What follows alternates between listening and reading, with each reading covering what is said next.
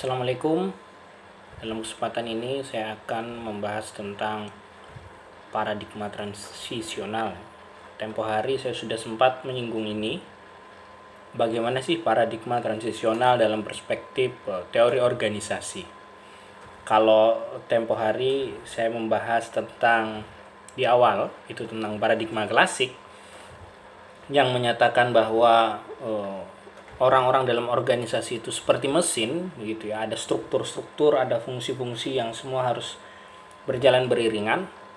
Maka dalam paradigma transisional membantah itu semua, menyebut bahwa ada banyak variabel yang mempengaruhi organisasi, tidak hanya soal struktur dan fungsi dari tiap-tiap elemen dalam organisasi tersebut. Ada aspek-aspek psikologi, perilaku individu, serta komunikasi organisasional ya. Komunikasi organisasi. Bagaimana individu berkomunikasi itu juga mempengaruhi berjalannya kelancaran organisasi tersebut. Jadi tidak melulu tentang struktur dan fungsi, tapi banyak variabel. Saya sudah sempat membahas tentang teori administrasi. Dalam kesempatan ini saya akan membahas tentang teori human relation yang dipopulerkan oleh Elton Mayo. Elton Mayo ini membuat sebuah risetnya tentang kondisi di sebuah perusahaan. Tidak hanya kondisi antar individu, tetapi juga kondisi ruangan di perusahaan itu, kondisi suasana di setiap bidang pekerjaan di dalam sebuah perusahaan.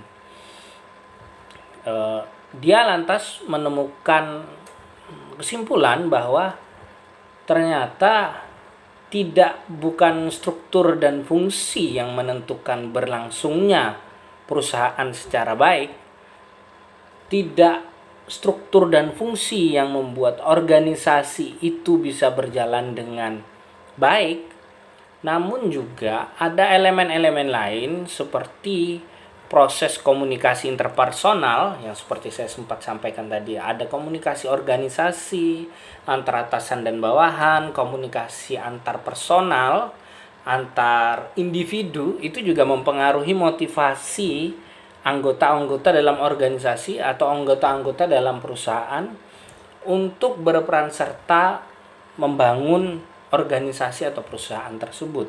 Ada dinamika kelompok, ada dinamika maksudnya ada interaksi antar kelompok, serta sikap-sikap yang saling mengapresiasi, saling mendukung, yang mempengaruhi berlangsungnya perusahaan tersebut, apakah dengan baik atau tidak. Kesimpulannya apa? Kesimpulannya, sebuah organisasi, sebuah institusi ya, menurut teori dari human relation-nya Elton Mayo ini, tidak hanya dipengaruhi oleh prananta atau aturan yang mengikat tentang fungsi dan struktur dari organisasi atau institusi tersebut. Tidak hanya itu elemen pentingnya. Ada elemen penting lain seperti kemampuan berkomunikasi dengan baik antar individu, baik antar atasan dan bawahan maupun antar sesama bawahan misalnya. Ada juga bagaimana penghargaan terhadap masing-masing orang di dalam institusi tersebut. Bagaimana mengelola konflik di dalam organisasi tersebut. Karena bagaimanapun di dalam sebuah organisasi pasti ada dinamika kelompok itu tadi. Ada suasana di dalamnya.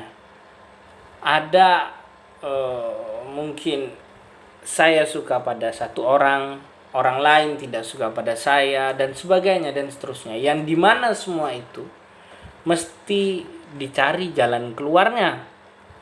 Dan semua itu kalau tidak ketemu jalan keluarnya, maka akan mengganggu keberlangsungan organisasi atau institusi tersebut.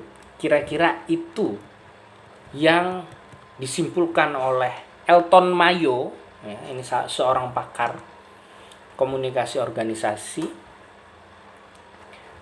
dalam teorinya yang dikenal dengan sebutan teori human relation.